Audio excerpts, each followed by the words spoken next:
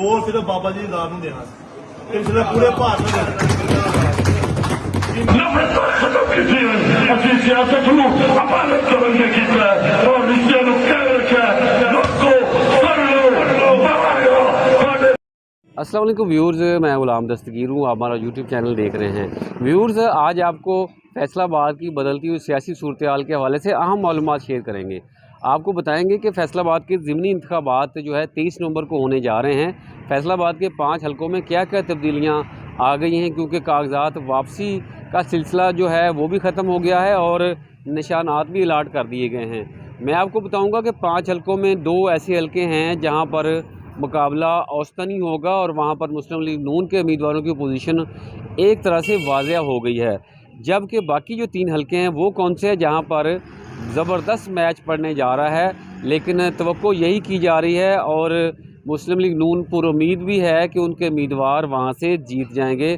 जबकि जो ज़मीनी सूरत हाल है वो भी हमें भी नज़र आ रहा है कि वहाँ पर मुस्लिम लीग नून की पोजीशन मुस्तहकम है, लेकिन वहाँ पर मुकाबला सख्त होने जा रहा है और कोई भी अपसेट भी हो सकता है। सबसे पहले मैं अगर आपको बताऊं तो NA 104 से राजा रियाज के साहबजादे राजा दानियाल उम्मीदवार हैं मुस्लिम लीग नून के, उनको टिकट मिला है। तो वहाँ पर उनको निशान ज़ाहिर पार्टी का शेर निशान है, उनको अलाट कर दिया गया है। उनके मुकाबले में राना अदनान जावेद जो हैं वो वहाँ पर यूनियन कौंसिल की सियासत, बल्दियाती सियासत में काफ़ी एक्टिव हैं और कहा जा रहा है कि वो उनको टफ़ टाइम दे सकते हैं। लेकिन ज़मीनी हक़ाइक़ ये हैं कि वो राजा रियाज के साहबजादे राजा दानियाल के मुकाबले में इतने ख़ास मजबूत उम्मीदवार नहीं हैं, लेकिन वहाँ पे ज़ाहिर है इलेक्शन तो होगा। उनको निशान अलाट कर दिया है, राना अदनान जावेद को निशान मिला है राहट। इसी तरह आगे मैं बढ़ूँ, NA जो 96 है, बल्कि NA 96 से पहले आपको बताऊं कि जो दूसरा हलका जो है जैसे क्लियर नज़र आ रहा है मुस्लिम लीग नून के हक़ में, वो PP 115 का है। मियाँ ताहिर जमील PP 115 के मुस्लिम लीग नून के उम्मीदवार हैं, उनको भी निशान ज़ाहिर पार्टी का टिकट मिला है, तो शेर का निशान मिल गया है और उनके मुकाबले में भी कोई भी मजबूत उम्मीदवार आज़ाद भी नहीं है, ना किसी पार्टी की जानब से है।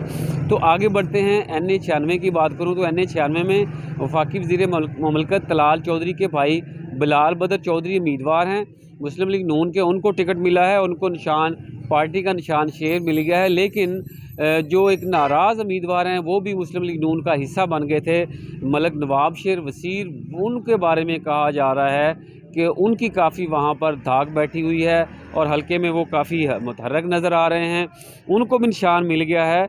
मलक नवाब शेर वसीर को वाटर कूलर का निशान मिला है और उनकी जानब से ये ऐलान किया गया है कि वो अपने कागजात वापस नहीं लेंगे। मैं यहाँ पर ये बताना भूल गया हूँ, NA 104 से कागजात वापस जो हैं वो जिस बंदे ने नामजदगी वापस ले लिए हैं वो शकील शाहिद है, जो PTI के साबका MPA हैं। कहा यह जा रहा था अगर वो वहाँ पर उम्मीदवार कायम रहते हैं तो वो इलेक्शन में टफ़ टाइम दे सकते थे और वहाँ पर अपसेट भी हो सकता था। लेकिन अब NA 104 की पोजीशन एक तरह से वाज़ह नज़र आ रही है। NA 96 की मैं बात कर रहा था, NA 96 में भी मलक नवाब शेर वसीर जो हैं वो साबका MNA भी रहे हैं और वो टिकट के उम्मीदवार भी थे, लेकिन उनको टिकट नहीं मिला। उनके सपोर्टर्स की जानब से तकारीर की जा रही हैं, मलक नवाब शेर वसीर की जानब से खुद भी मुहिम चलाई जा रही है कि फैसलाबाद से वो कोई उम्मीदवार जो हैं कबूल नहीं करेंगे और जड़ांवाला के बासी जो उम्मीदवार हैं, कायदीन हैं, उनको ही जितवाया जाएगा।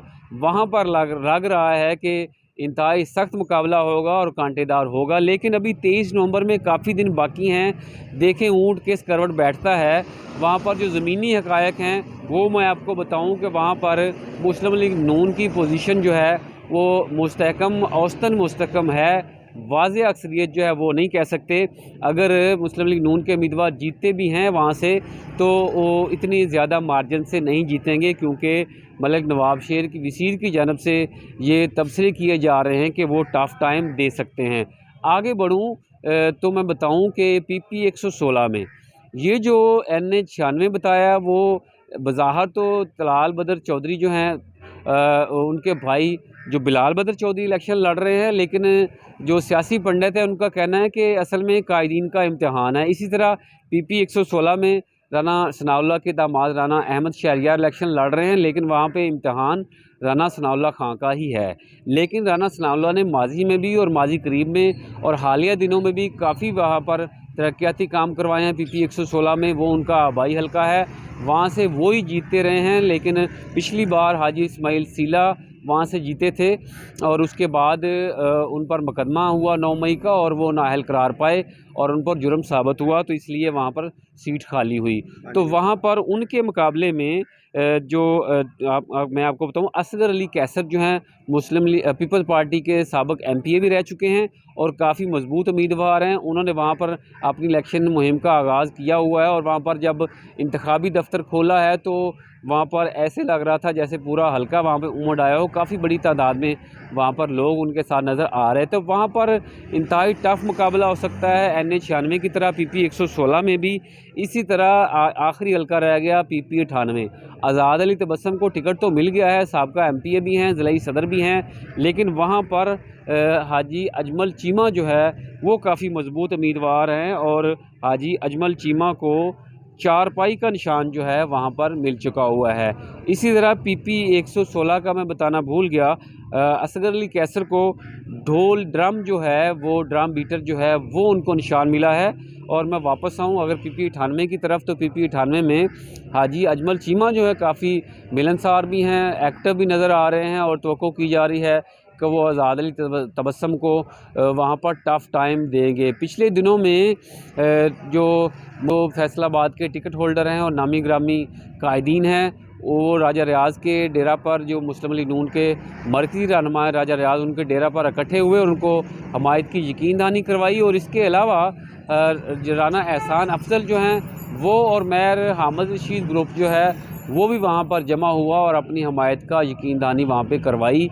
इसी तरह मुस्लिम लीग नून के जो चीदा कायदीन हैं वो अपने अपने टिकट होल्डर्स को जितवाने के लिए सर धड़ की बाजी लगा रहे हैं। क़यादत की जानब से भी यही मैसेज है, लेकिन जैसे मैंने आपको बताया कि 2 हलकों में पोजीशन वाज़ह नज़र आ रही है कि मुस्लिम लीग नून जीत जाएगी।